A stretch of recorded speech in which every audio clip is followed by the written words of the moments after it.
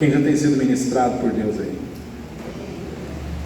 Louvor poderoso, né, irmãos? Toca nossa alma, nosso espírito. Tem uma frase que diz que o louvor liberta e a unção quebra o jugo.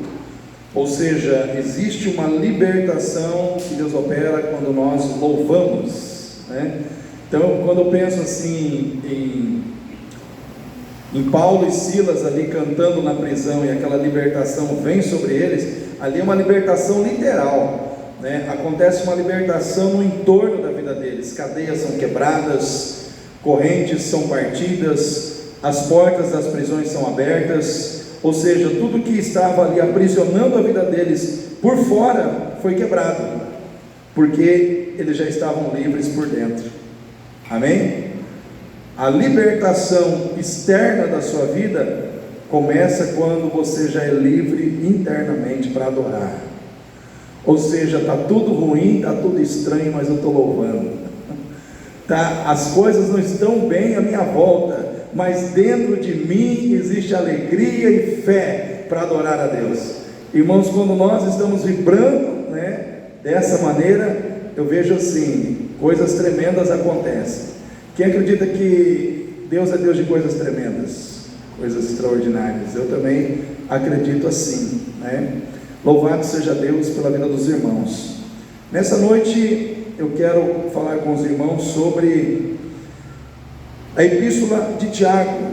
Eu vou pedir para que os irmãos abram suas Bíblias lá na epístola de Tiago, bem no finalzinho da Bíblia.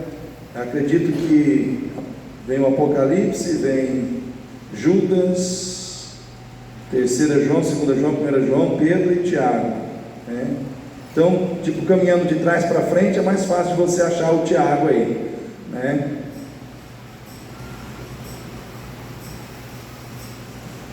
Louvado seja o nome de Jesus. Tiago capítulo 1,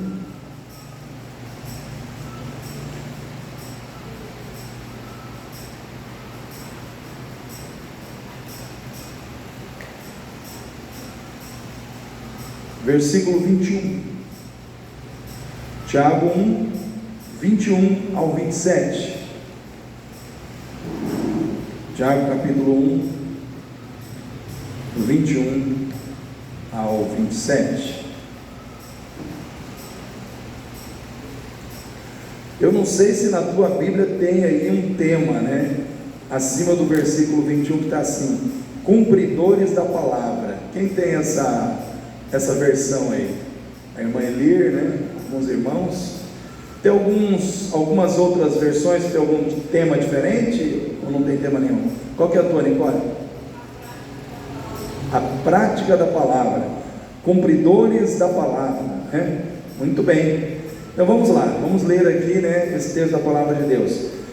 Por isso, rejeitando toda imundícia e superfluidade de malícia. Superfluidade é o fluir da malícia, né? Ou superfluir a malícia. Recebei com mansidão a palavra em vós enxertada, a qual pode salvar as vossas almas. E sede cumpridores da palavra, e não somente ouvintes, enganando-vos a vós mesmos. Porque se alguém é ouvinte da palavra e não cumpridor, é semelhante ao homem que contempla ao espelho o seu rosto natural, porque contempla a si mesmo e vai-se, e logo se esquece de como era. Aquele, porém, que atenta bem para a lei perfeita da liberdade, e nisto persevera, não sendo ouvinte esquecido, mas fazedor da obra, esse tal será bem-aventurado no seu feito. Se alguém entre vós cuida ser religioso, e não refreia a sua língua, antes engana o seu coração, e a religião desse é vã. Versículo 27. A religião, agora que fala de religião, poucas vezes você ouve na Bíblia, né, nas cartas, você ouvindo falar de religião, mas aqui o Tiago fala, a religião pura e imaculada para com Deus e Pai é esta: visitar os órfãos e as viúvas nas suas tribulações e guardar-se incontaminado do mundo. Amém, igreja? Irmãos, o apóstolo Tiago, ele escreve essa epístola para os judeus, porque ele era judeu, né? E muitos estavam assim, vacilando na sua fé, em função de todo o contexto de dificuldade que havia nessa época para um cristão: perseguição, lutas, dificuldades, confisco de bens, perda de emprego, enfim, risco de morte diariamente. Então tudo isso gerava um cenário difícil, né? E isso, de certa forma, levava os cristãos a serem cristãos meio tímidos em muitos momentos. Sabe aquele cristão com medo de revelar quem ele era? Olha, se eu revelar quem eu sou, talvez não vai ser um bom negócio, né? Então aí tinha aqueles crentes agente secreto, né? Eu sou crente, mas ninguém pode saber. Então, irmãos, o fato é que se nós somos crentes, todo mundo tem que saber. Amém? Todo mundo tem que saber quem você é. E o apóstolo Tiago, ele pega pesado nessa questão da fé sem obras. Talvez seja uma frase célebre da carta de Tiago, é essa: a fé sem obras, ela é morta. É uma frase que está embutida aqui, né? A fé sem obras é morta. Aí tem muitos que pensam que ele está pregando uma fé que vai contra a graça, que a gente tem que fazer obras, e através das obras a gente então vai ter salvação. Não é isso. Ele não tem nada a ver com isso. Tiago não vai contra a graça de Deus em momento algum. Ele só está dizendo que se nós verdadeiramente fomos salvos pela graça, as obras da salvação que se faz presente na nossa vida, elas têm que se manifestar. Ou seja, se eu sou salvo, as obras testificam da minha salvação. Então eu não pratico obras para ter salvação, eu pratico obras porque sou salvo. Amém, igreja? Eu pratico obras porque sou salvo. Então todo salvo, as obras dele têm que acompanhá-lo. Então, se você pegar a carta de Tiago, o tema da carta de Tiago é a verdadeira fé. Você pode separar ela da seguinte maneira: dos primeiros capítulos 1 e 2, você pode separar lá as provações e as tentações da verdadeira fé, porque ele começa a falar sobre isso. Depois ele fala, irmãos, do caráter e da linguagem da verdadeira fé. Ele vai falar sobre a língua. Depois ele fala, irmãos, das obras da verdadeira fé. Depois ele fala da sabedoria, a sabedoria que vem do alto, ou a sabedoria da verdadeira fé. E por fim ele termina falando da humildade da verdadeira fé. Ou seja, dentro da fé tem provação e tentação. Amém? Fala para o seu irmão aí, dentro da fé tem provação e tentação. Então, eu entrei na fé, como diria aquele personagem antigo, né, de humor, que talvez os mais jovens não conheçam, né? O seu Creyson. Os seus problemas foram se resolvidos, né? Porque eu entrei na fé. Mentira, né? Talvez porque você entrou na fé, aí agora você vai começar a ter problema.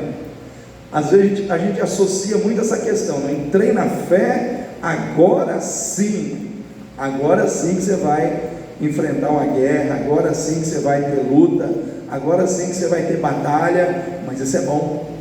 Por que é bom? Porque está escrito aqui, irmãos, em Tiago 1, versículo 2: meus irmãos, tende por grande alegria o passardes ou entrardes em várias tentações, sabendo que a prova da vossa fé opera a paciência. E tenha, porém, a paciência a sua obra perfeita, para que sejais perfeitos, completos, sem faltar coisa alguma. Em outras palavras, Deus está dizendo para você e para mim, que todas as vezes que Ele permite a gente sofrer, Ele está nos aperfeiçoando. Todas as vezes que Ele permite você passar por tentação, por provação, por dificuldade, Ele diz para você: alegra o teu coração, filho. Por quê? Porque eu estou operando a paciência, porque eu estou operando em você algo bom. E a paciência, ela vai ter a sua obra completa. E quando você passar por essa experiência, você será aperfeiçoado, de modo que não lhe faltará coisa alguma. Então, às vezes, sofrer não é ruim. Às vezes sofrer é o caminho para melhorar. Às vezes sofrer é o caminho para se tornar melhor, para se tornar uma pessoa melhor, para se tornar um crente melhor. Irmãos, eu já li vários artigos de psicologia, e eu vi um artigo que me chamou muita atenção, que fala sobre o excesso do sim e os prejuízos emocionais que isso tem acarretado para a juventude dos dias atuais. Por causa de sim, sim, sim, sim, sim, muitos jovens têm se tornado pessoas fragilizadas emocionalmente. Quando recebem um primeiro não, desmontam. Por quê? Porque se acostumou demais só em ouvir sim. Tudo que quer, recebe. Tudo que deseja, está na mão. Ou seja, nós mesmos, às vezes, achando que estamos acertando, muitas vezes nós estamos errando, né? Então, irmãos, dentro dessa fé que tem provação, que tem humildade, que tem caráter, que tem obras, existe uma religião pura e imaculada. Eu quero falar sobre isso nessa noite. A religião pura e imaculada para com Deus, né? E é interessante que quando ele começa a falar sobre isso, ele diz que nós precisamos ser cumpridores da palavra e não somente ouvintes, porque aquele que ouve a palavra e não pratica é comparado à pessoa que olha o seu reflexo no espelho e depois vai embora e não se lembra de quem era. Quem é que depois de olhar o seu reflexo no espelho, depois de 2, 3 horas, lembra exatamente do que viu? Mínimos detalhes. Quem que lembra aqui? Ninguém, né? Eu não lembro. Irmãos, faz um exercício, né? Você olha no espelho e depois você sai.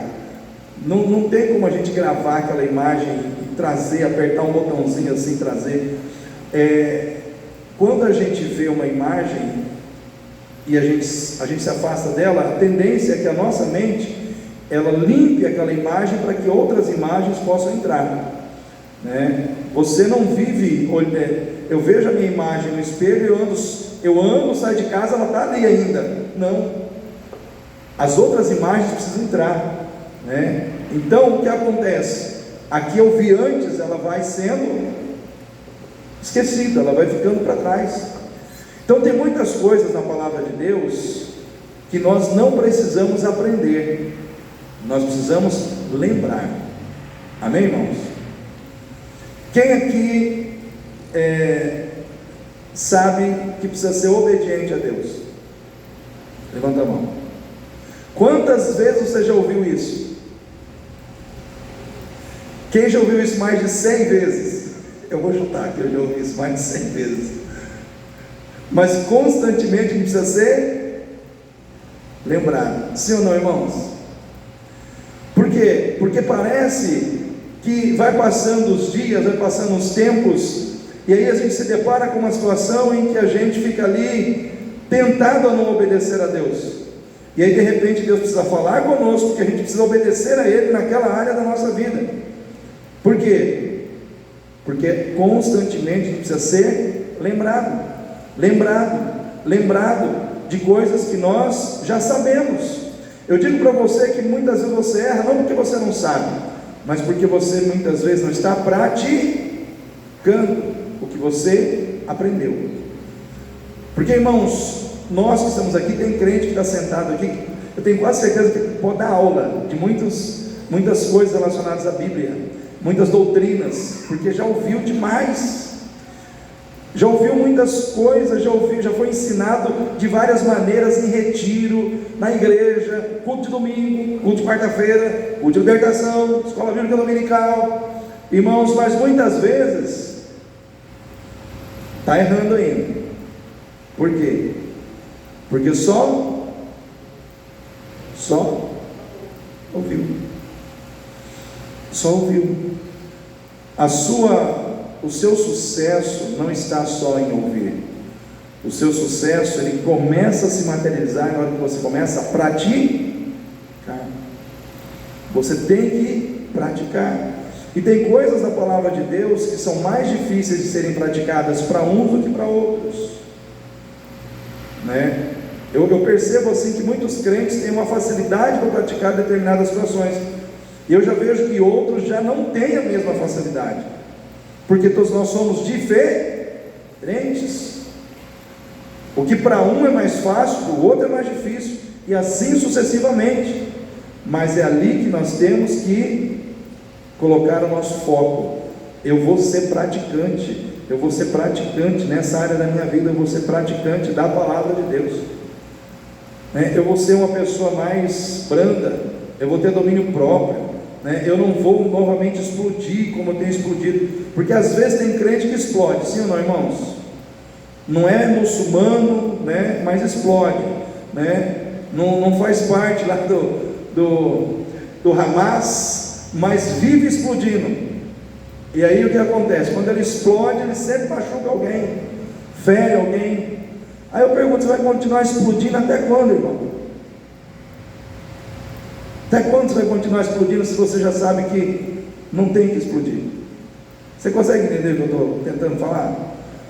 Às vezes nós estamos cansados de ouvir palavra, sabia disso? Tem crente que está cansado de ouvir. O pastor está pregando isso aí, se eu já ouvi. Mas a pergunta é, você está praticando? Porque às vezes, por que eu estou falando de novo? É exatamente porque você não está praticando. Sabe qual é o nosso maior perigo, irmãos? Eu falei isso hoje de manhã. Falei que muitas vezes a verdade dói, sim ou não? Dói ou não dói? A verdade dói. Quando é que ela dói? Quando ela vem confrontar situações da nossa vida que nós não abrimos mão, ou que nós ainda estamos desenvolvendo e que Deus está falando, chega. A verdade dói quando ela bate no nosso entendimento para quebrar dentro de nós aquela situação com a qual nós nos acostumamos como certo e não está certo. Então muitas vezes a verdade dói porque ela nos confronta, e se ela não doer, muitas vezes não acontece a libertação que Deus quer fazer. Aí eu dei o exemplo dos cambistas que estavam lá no templo. Se você quiser, vai lá no Evangelho de João capítulo 2, Jesus chega no templo, está todo mundo lá vendendo pombo com defeito, cabra com defeito, tudo que é bicho com defeito, para oferecer para quem, irmãos? Para Deus. Tudo com defeito, mas vamos oferecer para Deus com defeito. Já estava errado vender dentro da casa, vender dentro do local de oração, já estava errado. Aí vende animais defeituosos para serem entregues como sacrifício de adoração a Deus. Ou seja, era um sacrifício defeituoso, que representava o que, irmãos? Desleixo, relaxismo espiritual, falta de zelo para com a santidade de Deus, para com a lei de Deus, para com a vontade de Deus, quebra do princípio da excelência para com Deus. Aí como que a gente traz isso para o nosso contexto de cristão hoje?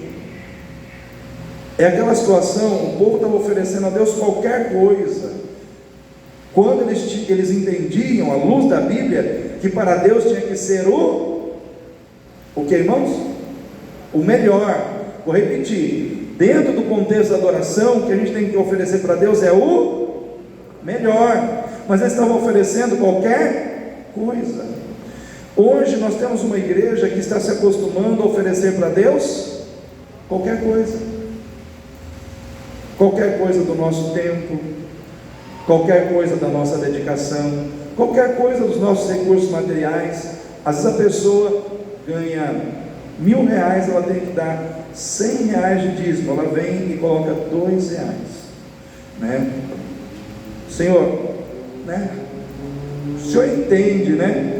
Aí Deus tem que entender sempre.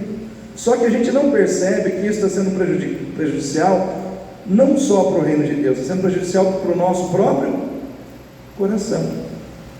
Porque nós começamos a nos tornar pessoas que nos acostumamos a ser corrigidos e não mudamos. Sabe aquela pessoa que ouve palavra que ela tem que fazer, que ela tem que mudar, que ela tem que cumprir, mas ela, de novo, pela 100ª vez vai entrar por aqui e vai sair por aqui. A Bíblia diz que aquele que é muito corrigido e não muda, repentinamente será destruído e não haverá esperança de restauração. Isso é um texto pesado, irmãos. Aquele que constantemente é corrigido, mas não muda, ele será destruído repentinamente e não haverá quem o livre. Por quê? Porque o coração anestesiou. O coração não está mais sensível ao Espírito Santo.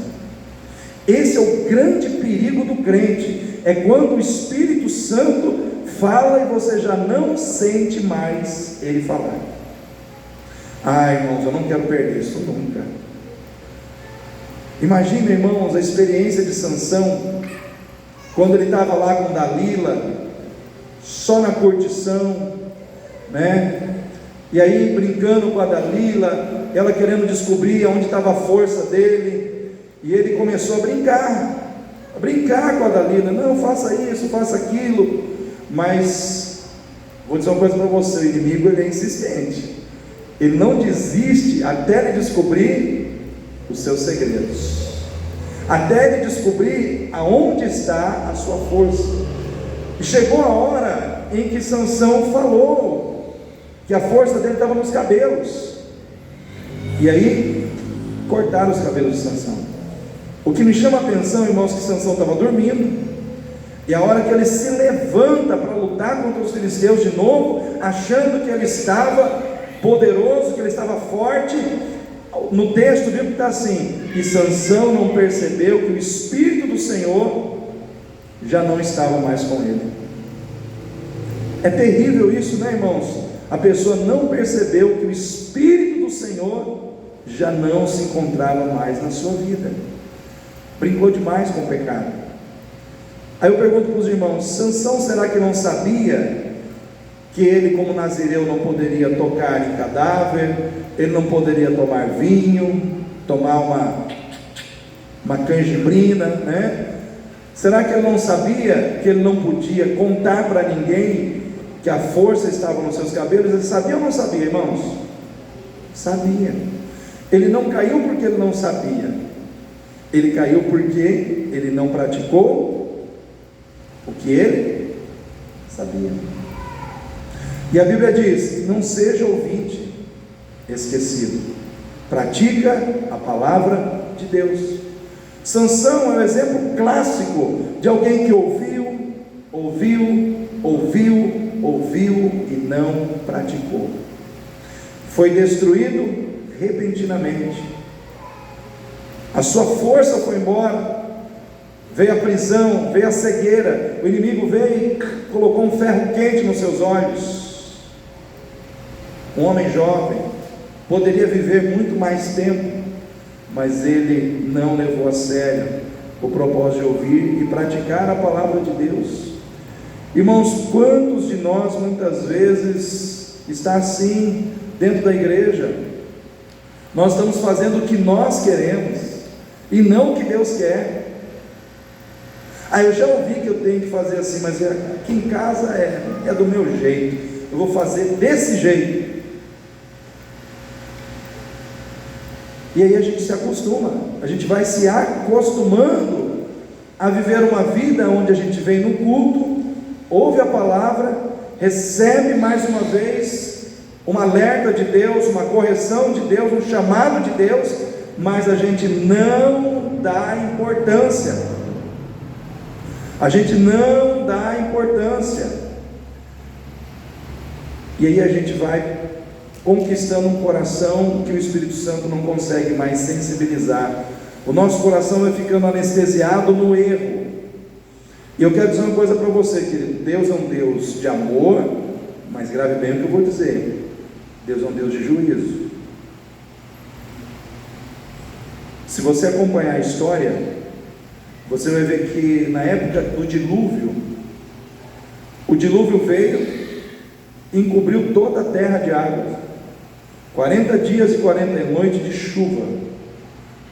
Irmãos, a vida humana, a vida animal, tudo acabou. E o aviso vinha. Ninguém estava nem aí. O pessoal chamava o tal do Noé de louco, porque ele estava construindo uma arca num lugar onde não tinha água. Esse velhinho, ele tomou muito sol na moleira, né? Está doidão. Porque, irmãos, ele estava construindo um barco num lugar que não tinha mar, não tinha nada disso. Mas o que ele fez? Ele levou a sério o que Deus estava dizendo. Porque muitas vezes, irmãos, o que nós somos chamados a viver diante de quem não conhece a Deus é loucura. Às vezes nós somos taxados como ridículos. É loucura, é ridículo um jovem hoje falar: eu não vou ter sexo antes do casamento porque eu quero preservar-me para ter a minha primeira relação sexual depois de casado. É uma loucura, irmãos. Fala a verdade. E não é qualquer crente, tá? Quando eu falo assim de crente, não é todos os crentes que têm esse tipo de atitude, né?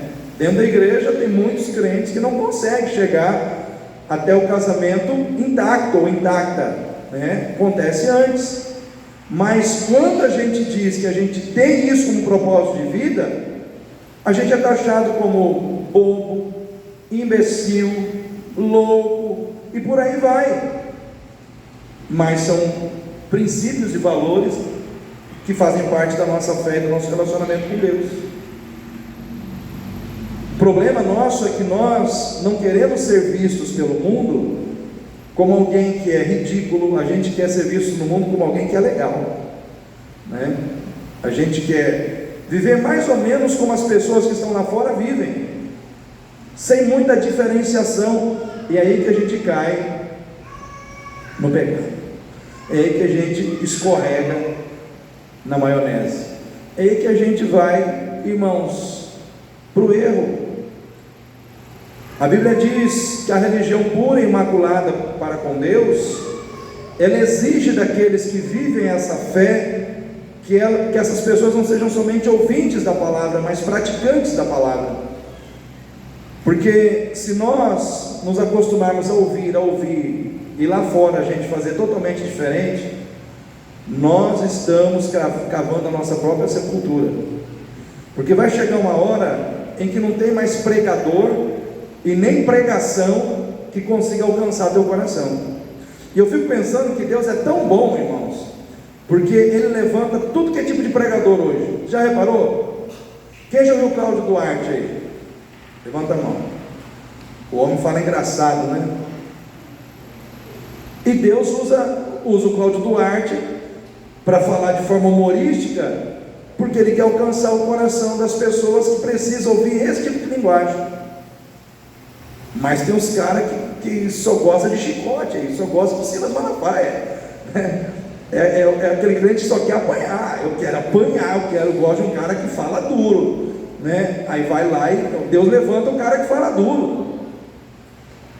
Aí Deus levanta lá o jovem, né, que fala com o jovem, tipo David Leonardo e tal, e aquela linguagem do jovem, para colocar emoção no coração do jovem, para atrair atenção. Enfim, irmãos, Deus fala com todo mundo. O problema é saber se todo mundo está ouvindo o que Deus está falando. Porque Deus não vai descer do céu, irmãos, se Ele deixou a gente aqui para pregar, se Ele deixou a gente aqui para ser porta-voz da sua mensagem. Ele não vai descer. Ele já deixou os representantes. Aí o que acontece? O diabo começa a criar uma bagunçaiada no meio evangélico, no meio dos pregadores, os pastores, os que cantam, e aí mistura o fake com o verdadeiro, o falso com o verdadeiro. E aí o que acontece? O povo fica tudo: em quem que eu acredito, quem que eu ouço, quem está falando a verdade. Aí fica aquela dúvida. Irmãos, nós não podemos ter dúvida do que a palavra de Deus diz. Não sede apenas ouvinte, mas praticante da palavra de Deus. Esses dias eu falei aqui, não sei nem que culto que foi, mas eu sei que eu falei, que tem crente que é orgulhoso. A Bíblia diz que ele tem que ser manso, que ele tem que ser humilde. E quando é que Deus te chama para ser manso e humilde? Quando está tudo tranquilo? Não, irmão, é quando o negócio está pegando fogo, é no momento da irritação, é no momento do nervoso, é ali que você tem que ser manso. Não, mas eu não levo desaforo para casa não, aqui não tem sangue de barata, não, aqui não, tal, e vai, e esbraveja, e bate na mesa, né? Mas eu sou de Jesus, tá? É assim. Aí acaba a crise da pessoa, ela volta em si de novo. Sou de Jesus. Irmãos, nós temos que cumprir o que a palavra de Deus diz. Amém, irmãos? A palavra de Deus diz que o fruto do Espírito é amor, gozo, paz, longanimidade, benignidade, bondade, mansidão, domínio próprio. Esse negócio de domínio próprio, até eu estou apanhando aí, irmãos. Às vezes o pastor Galdinei também fica meio pilhado, né? Mas eu estou aprendendo, né? A ter domínio próprio. Mas nós temos que buscar ter o que a palavra de Deus diz que nós já temos. Você tem que declarar para você mesmo: eu tenho domínio próprio, essa situação não vai me dominar, não vai me dominar. Você tem que começar a declarar isso na sua vida. Mas o que você não pode é se entregar a um coração que só ouve e não pratica. Por quê? Mais uma vez vou dizer, você pode ficar insensível à voz do Espírito Santo, não vai achar mais lugar de arrependimento no seu coração. Aí começa a vir aquela expectação de perdição, de condenação. Porque eu vou dizer uma coisa para você, irmão: se você abre concessões na sua vida, presta atenção no que eu vou falar. Eu sei que eu não posso mentir, vou usar um exemplo, mas eu começo a mentir. A Bíblia diz que eu não posso mentir, mas em alguns momentos eu me acho no direito de mentir. Como eu já estou mentindo, daqui a pouco eu abro concessão para outra coisa. Os irmãos conseguem entender o que eu estou dizendo? Um abismo chama outro abismo. Uma situação chama outra situação. Eu já estou fazendo isso aqui mesmo. Aí você abre a exceção para fazer outra coisa que você não deve fazer. Aí daqui a pouco você abre uma terceira exceção. Quando você vê, irmão, você já está no caldeirão do capeta, né? Já está lá e não consegue sair, porque é muita coisa para você se arrepender. Você não consegue mais, porque você se acostumou. Por que eu estou trazendo essa palavra para você e para mim? Porque nós estamos vivendo um tempo em que a igreja precisa ser preparada para a volta de Jesus. Amém, irmãos? Quem acredita que Jesus vai voltar? Eu acredito. Todos os dias, quando eu ligo a televisão, quando eu vejo tudo que está acontecendo no mundo, todos os dias eu sinto uma voz, eu creio que é a voz do Espírito Santo no meu coração dizendo: Jesus está voltando. Prepara o teu coração, alinha as coisas, porque, irmãos, esse tempo que antecede a volta de Jesus vai ser um tempo revelador, vai revelar quem é de Deus e quem não é. Tem muita gente dentro da igreja que está na igreja, mas não está em Cristo. Vou repetir: tem muita gente dentro da igreja que está na igreja, porque frequenta a igreja, vem nos cultos, até faz alguma coisa, algum ministério, mas o coração não está comprometido com Deus. Entre as coisas de Deus e as coisas daquela pessoa, ela fica com as suas coisas. Entre lutar pelos propósitos do reino de Deus e lutar pelos propósitos do reino pessoal, do seu reino pessoal, a pessoa ela luta pelos propósitos do seu reino pessoal. Ela não abre mão daquilo. E hoje nós precisamos parar para pensar, irmãos, em que reino eu quero viver? Eu quero viver na eternidade com Cristo, ou eu quero ficar aqui? Ou a gente tem uma vida movida por compromissos espirituais, ou a gente tem uma vida movida por vaidades e futilidades desse mundo. Ou você é uma pessoa de compromisso com Deus, ou você é uma pessoa fútil. Desculpa a expressão. Ou você é uma pessoa que é movida por futilidades, por vaidades, que vão fazer você ficar aqui. Eu vi um artigo muito interessante, em que o pastor fala sobre a relação do crente com a igreja e com Cristo nos dias atuais. E ele usou o termo ficar. Muitos jovens ficam hoje, sim ou não, irmãos? O que é o ficar? Até eu tenho dificuldade, tive que buscar entender o que é esse negócio do ficar. Porque na minha época não tinha esse negócio de ficar. Ou namorava ou não. Mas ficar, eu encontrei lá que é um relacionamento sem compromisso, aonde a pessoa fica com a outra porque se sentiu atraída momentaneamente, né? Mas sem querer ter um compromisso sério com aquela pessoa, de relação afetiva. Então ficar é uma relação sem compromisso, onde eu me aproveito de forma rápida e momentânea dos benefícios prazerosos que eu posso ter com aquela pessoa, e depois eu viro as costas e vou embora, porque eu não tenho compromisso. Esses são os ficantes. E aí nesse artigo estava escrito que tem muito crente ficante, tem muito crente que está ficando com Deus, ficando com Jesus. É aquele relacionamentozinho rápido, oi Jesus, tchau, né? Aquele relacionamento assim, de momento, mas que não gera elo, que não gera compromisso. Porque, irmãos, namoro é um relacionamento onde você entra e assume a pessoa que você está namorando, sim ou não?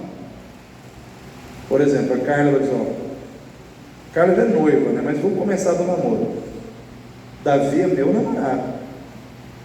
Aí tem um monte de cara no namoro de casa, Carla, é o seguinte, e aí? Não. Davizão já chegou primeiro, né? Estou dando um exemplo. Aí passou da fase do namoro, qual que é a outra fase? Noivado. O noivado vem em que momento? Quando a pessoa decide que vai casar com a outra. Eu não consigo mais viver sem você. O meu dia sem você, ele fica nublado. Eu preciso de você na minha vida. Estou dando um toque aí. Sabe, eu me acordo assim, sem você, está estranho. Quero casar com você. Aí, quero casar. Aí já começa a marcar a data, o dia. Mas então, antes de casar, o que nós vamos fazer? Vamos noivar. Aí entra no noivado. Mas aí o negócio já está mais sério, seríssimo, né? Tudo isso é uma preparação para o que, irmãos? Casamento. Irmãos, você sabe que a igreja ela está se preparando para isso? Você sabia que lá em Apocalipse 19 está escrito que a igreja vai participar das bodas do Cordeiro? Aleluia!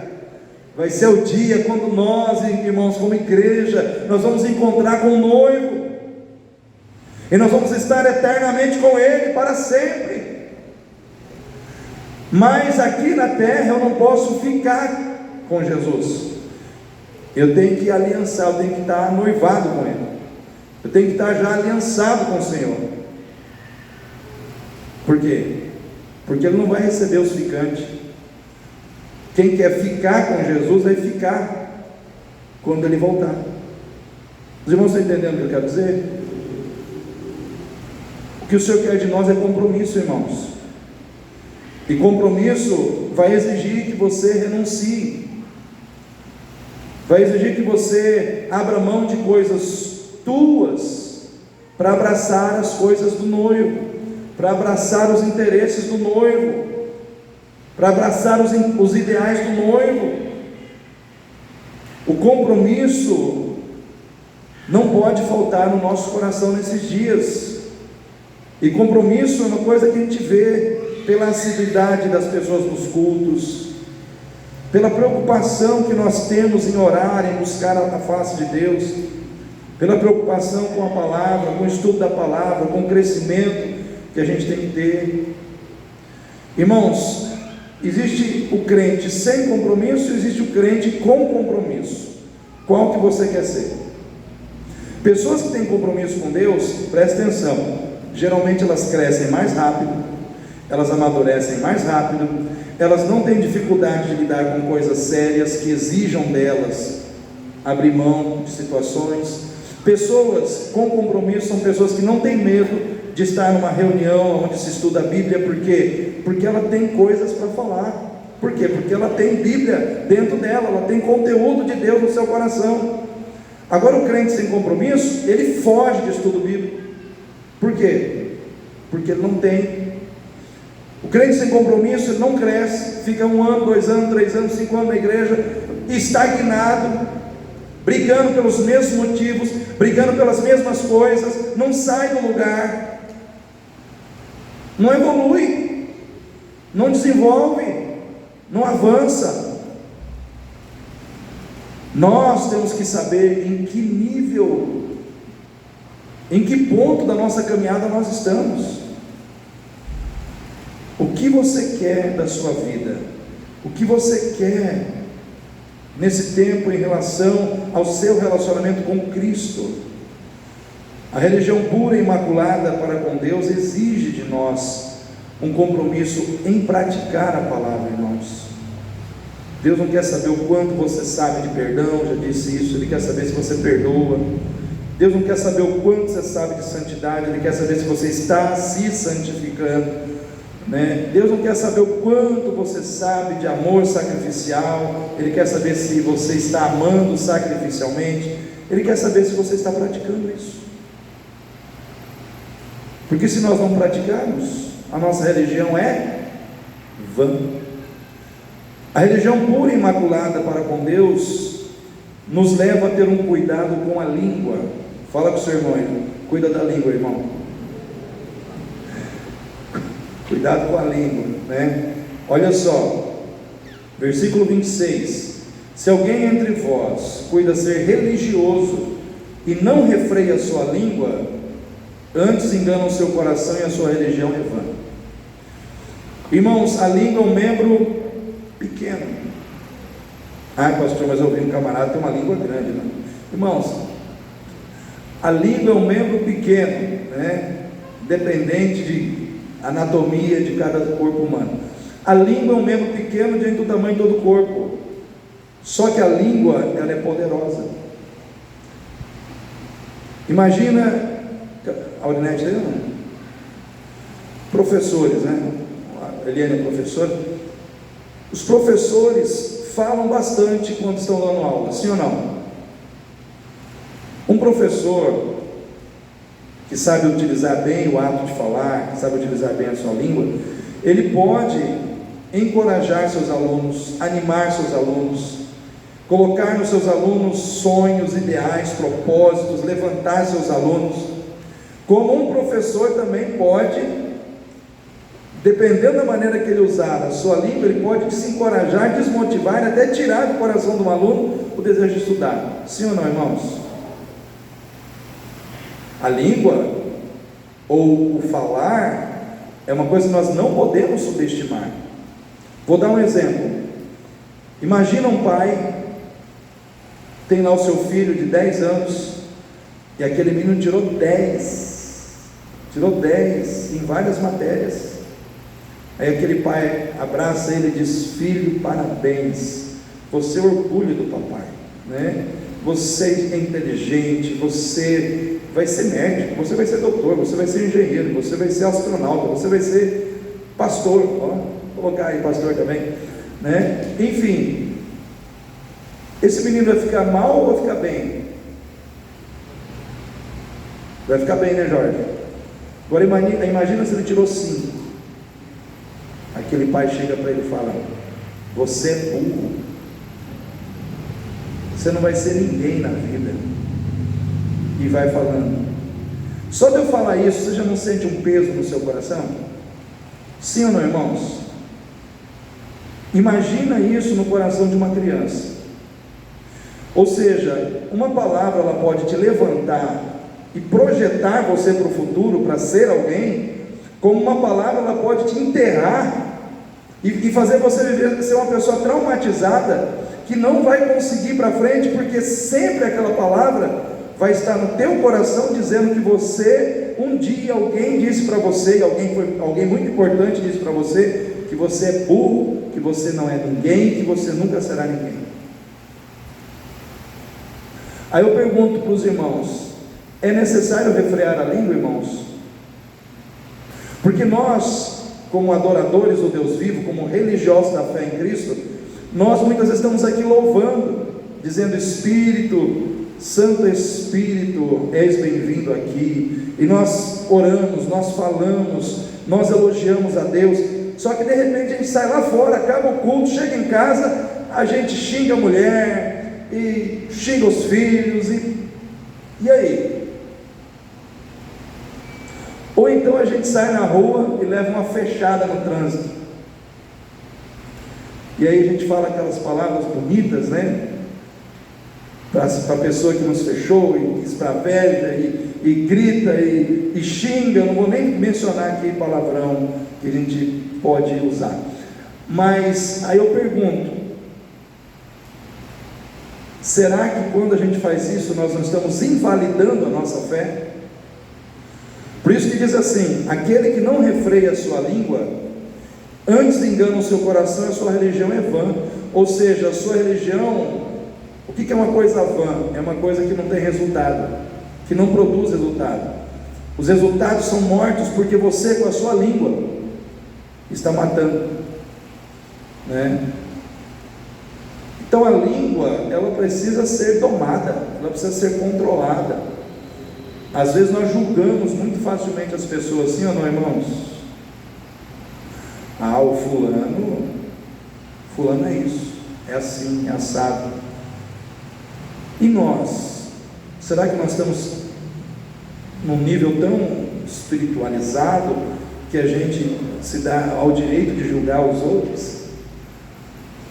Irmãos, eu sempre penso assim: quando eu aponto um dedo para alguém, eu tenho 3 dedos apontados para quem? Para mim. Todos nós temos que entender que nós somos falhos, que nós somos pessoas que erram. A gente tem que ter cuidado com o juízo tremendário. Lá em Mateus diz assim, que com a mesma medida que você medir, você será medido.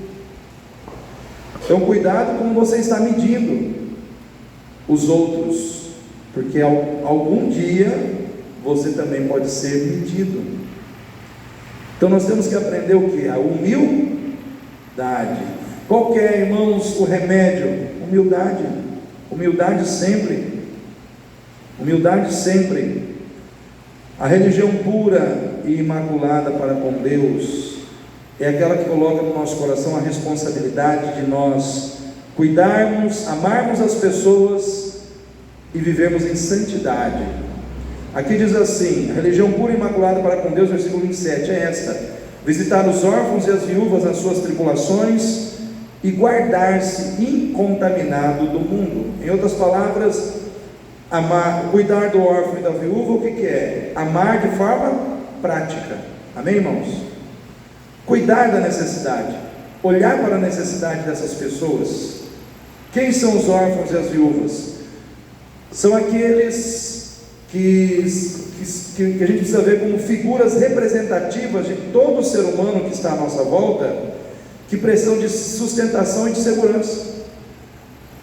Às vezes o órfão que está lá fora e que precisa ser ajudado é aquele que está nas drogas, e que você pode ajudar, que você pode levantar, porque a figura do órfão e da viúva naquela época representava quem? As pessoas que não tinham assistência, que estavam à mercê da sociedade, porque uma mulher sem marido naquela época era uma mulher que não tinha condição de se auto sustentar.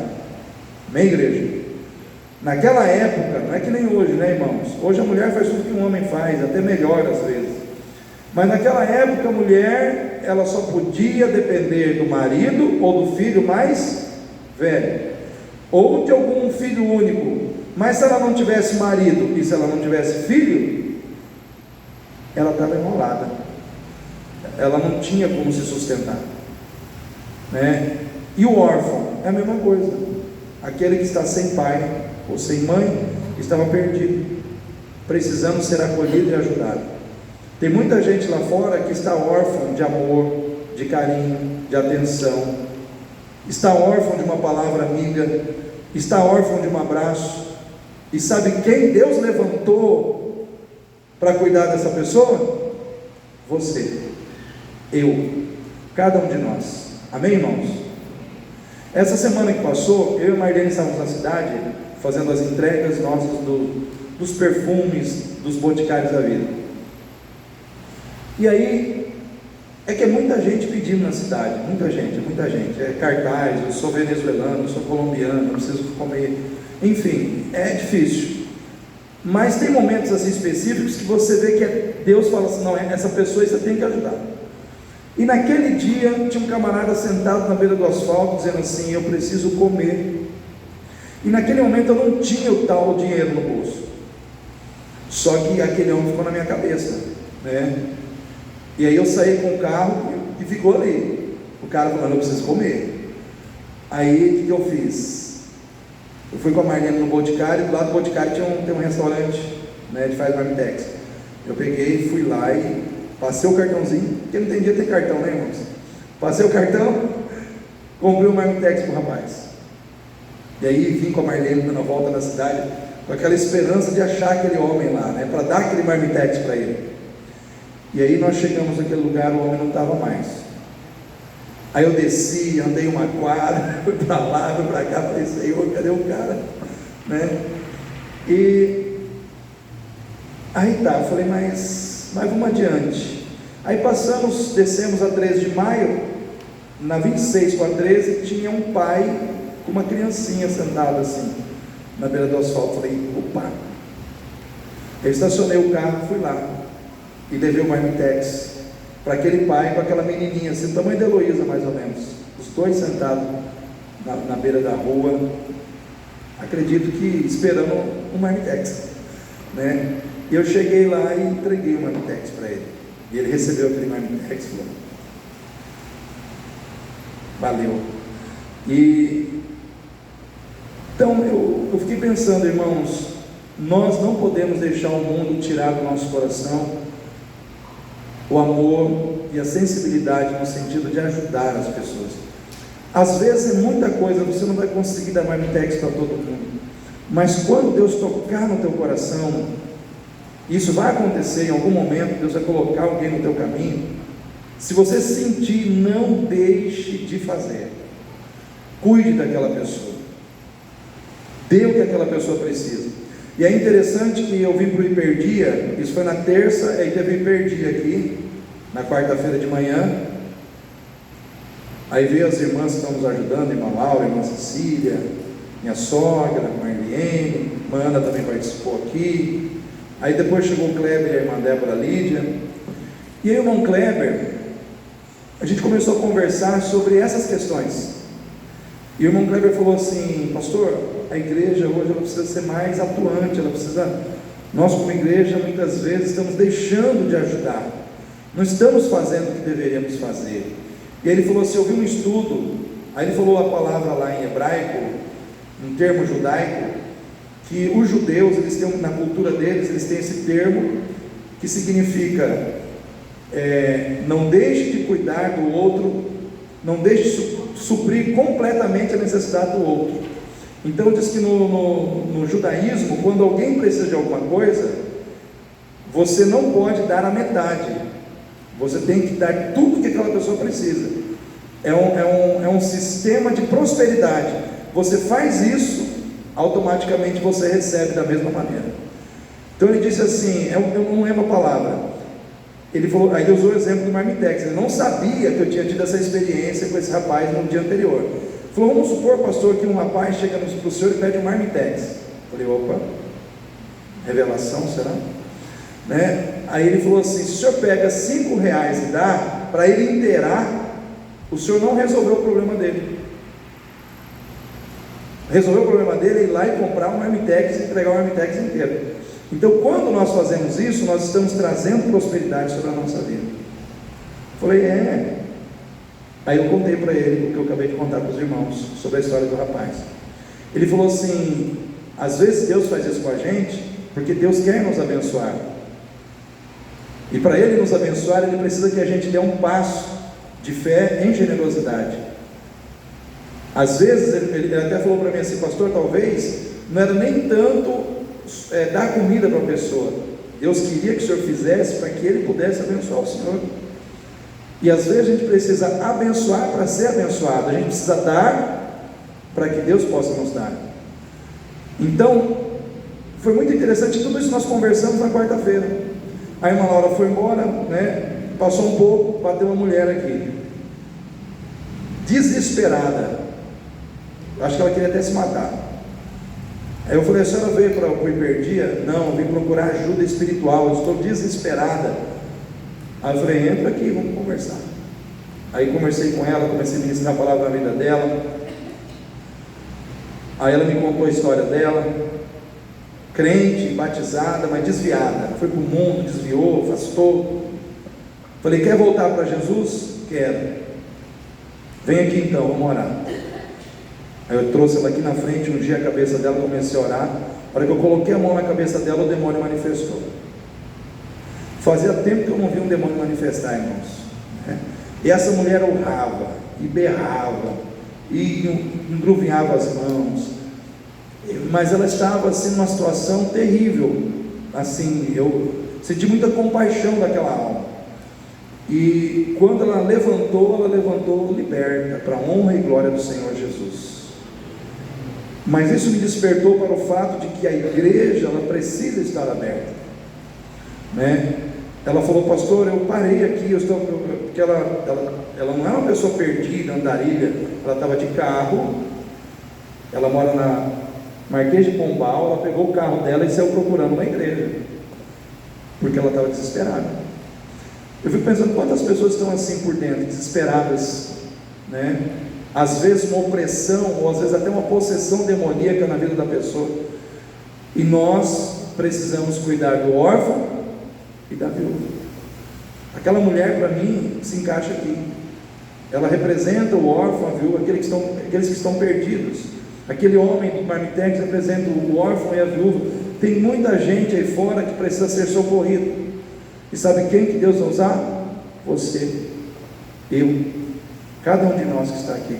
Amém, irmãos? Irmãos, nós estamos na religião verdadeira. Qual que é a religião verdadeira? Cristo. Cristo é a religião verdadeira. Mas nós temos o desafio de viver em Cristo e de exercitar em Cristo a fé e o amor. A fé e o amor. Amém, igreja? Eu estou vendo aqui que o horário passou, me empolguei. Eu quero pedir para você ficar em pé nesse momento, e nós vamos orar.